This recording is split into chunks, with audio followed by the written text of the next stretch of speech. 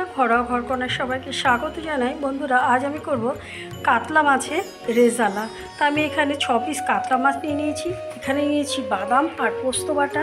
এখানে পেঁয়াজ, রসুন, আদা এবং কাঁচা লঙ্কাটাকে আমি একটু সেদ্ধ করে নিয়ে তারপর আমি বেটে নিয়েছি। এখানে নিয়েছি টক দই আর এখানে নিয়েছি কিছু পেঁয়াজ। এটাকে আমি বেরেস্তা করে নেব। তা আমি মাছটাকে সবার প্রথমে একটু নুন আর একটু গোলমরিচের গুঁড়ো দিয়ে আমি মাখিয়ে নেব এবং ভালো করে মাখিয়ে নেব। তারপরে আমি মাছটাকে ভাজা করব। বন্ধুরা, আমি কড়াইয়ে তেল বসিয়ে দিয়েছি আর এই যে এখানে আমার মাছটা নুন হলুদ মাখানো হয়ে গেছে। এখন মাছগুলোকে আমি এক এক করে ভেজে নেব। আর আমি কড়াইয়ে প্রথমে একটু লবণ দিয়েছি যাতে মাছগুলো লেগে না যায়, সেই জন্য। এবার আমি মাছগুলো ভেজে নেব। আমি তিনটে করেই মাছ ভাজা করে নেব। বন্ধুরা, আমার এই যে মাছটা ভাজা হয়ে গেছে। এখন আমি যেখানে একটি পেঁয়াজটা রেখেছিলাম, পেঁয়াজটা বেরেস্তা করে নেব।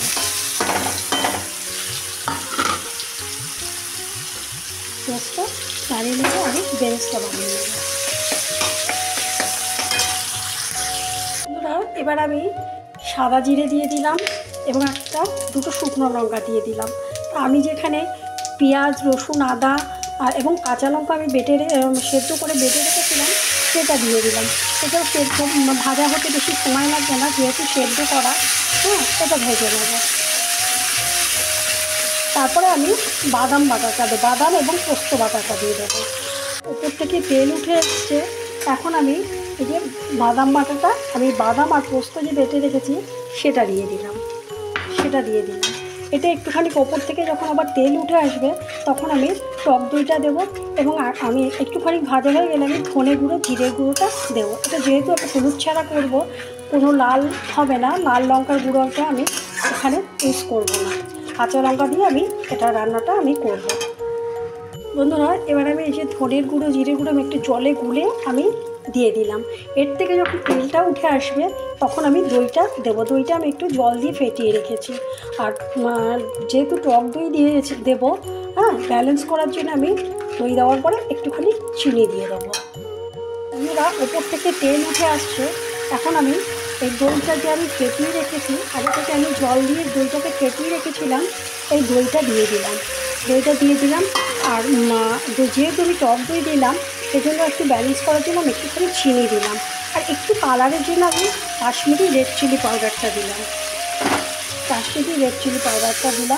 এখন যেহেতু বাদাম আছে, দই আছে, সব কিছু আছে, ছিটকোতে থাকবে, আমি এখন একটু ঢেকে দেবো। যখন তেলটা উঠে যাবে তখন আমি জল দিয়ে দেবো। এখন আমি ঢেকে দিলাম। বন্ধুরা, এখন আমি ঢাকনা তুলে দেখছি ওপর থেকে তেল উঠে আসছে। এখন আমি অল্প পরিমাণে জল দেবো, খুব বেশি জল দেবো না, আমি একদম সামান্য পরিমাণে জল দেবো। জলটা একটু ফুটে গেলে মাছ দিয়ে দেবো। আবারও আমি ঢেকে দেবো। বাদাম দেওয়া, দই দেওয়া ফুটছে, গায়ে আসছে, এই কারণে আমি আবারও ঢেকে দেবো। ঝোলটা অনেকটাই ফুটে গেছে। এখন ওপর থেকে আমি মাছটা দিয়ে দিলাম আর গরম মশলাটা গুঁড়োটা আমি দিয়ে দিলাম।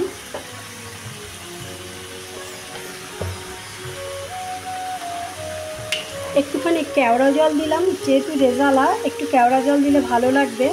আর ওপর থেকে 1 চামচ ঘি দিয়ে দিলাম।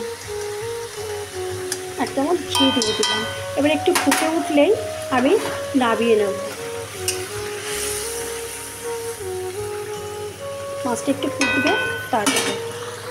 বন্ধুরা, এবার আমি যে বেরেস্তাটা বানিয়ে রেখেছিলাম, বেরেস্তাটা আমি ওপর থেকে ছিটিয়ে দিয়ে দিলাম। এভাবে আমি নামিয়ে নেব। আমার হয়ে গেছে কাতলা মাছের রেজালা। বন্ধুরা, আমার এই যে কাতলা মাছের রেজালা হয়ে গেছে। যদি আমার এই রেসিপিটি আপনাদের ভালো লেগে থাকে তো অবশ্যই আমার পাশে থাকবেন। বন্ধুরা, সবসময় ভালো থাকবেন। আজকের মতো শেষ করছি, আবার নেক্সট কোনো ভিডিওতে দেখা হবে। ততক্ষণের জন্য ভালো থাকুন, সুস্থ থাকুন। আর বন্ধুরা, আমার ইউটিউব চ্যানেল ঘরোয়া ঘরকন্যা নামেই আছে, সাবস্ক্রাইব করে আমার পাশে থাকবেন এবং পেজটিকে ফলো করে আমার পাশে থাকবেন। আজকের মতো শেষ করলাম, ভালো থাকবেন।